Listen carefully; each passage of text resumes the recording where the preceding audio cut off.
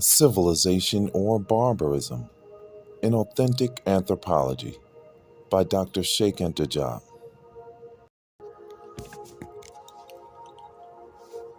2.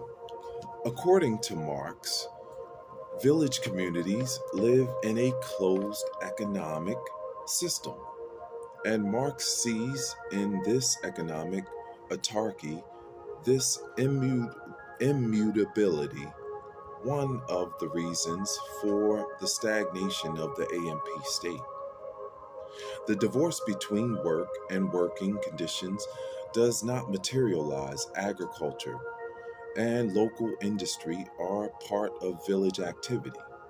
Now, for Marx, the condition of capitalist production lies in the divorce between work and working conditions. The village peasants' masses must be ex- expropriated in order for them to become alienated workers, no longer owning any means of production and having only their labor to sell, either to the country farmer or to the boss of the urban enterprise. This wage earning labor force is the necessary and sufficient condition for the birth and functioning of the capitalist system that must lead to revolution by the uprising of the exploited masses.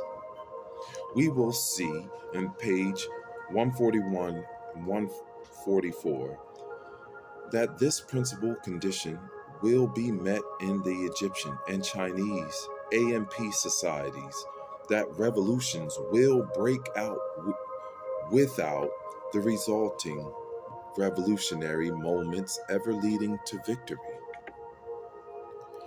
The study of the causes of these failures is what will furnish truly new elements to a sociological or revolutionary theory. 3. What is called the fundamental contradiction of AMP societies is the fact that state capitalist production develops on community bases characterized by the collective appropriation of the land.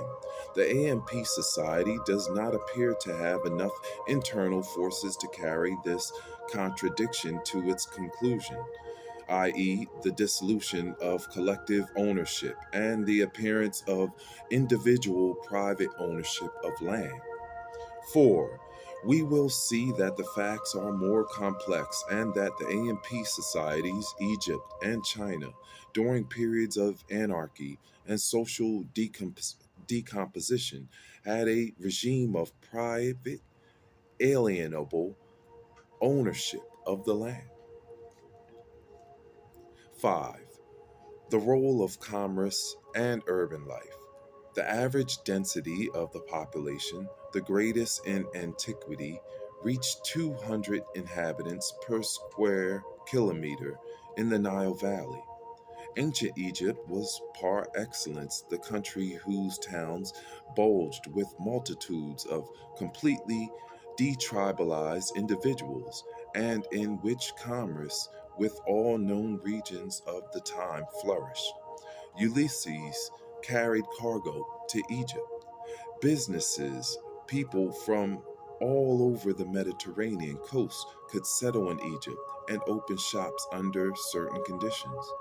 From the time of Psamtik I, the 7th century BCE, Greeks were authorized to settle in the ports of Naucratis in the Nile Delta to do business. A Greek vase of the 5th century BCE, among other objects representing an Amazon found in a pyramid in Nubia, gives an idea of the extent of this commerce, which has already active, which was already active in the Neolithic period all along the shores of the Mediterranean, as shown by the pottery unearthed and the chemical analysis of the amber beads. So many facts show that the ideas that were held about the singularity of commerce in the individualistic slave regimes of the city states were wrong and must be corrected. Cities and commerce were not peculiarities of these regimes. They were also found in West Africa of the Middle Ages, as we will see below on page 154.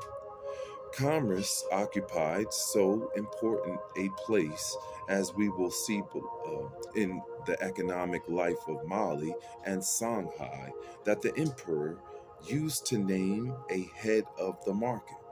It is erroneous to attribute such commerce to the state in order to make one's point, and to decree that only private ownership of the land can bring forth private commerce.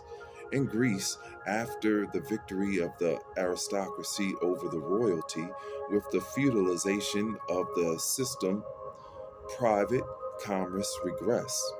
The lords descended from the Dorians, lived in the country on large private properties where they were served by masses of slaves and clients working on their estates.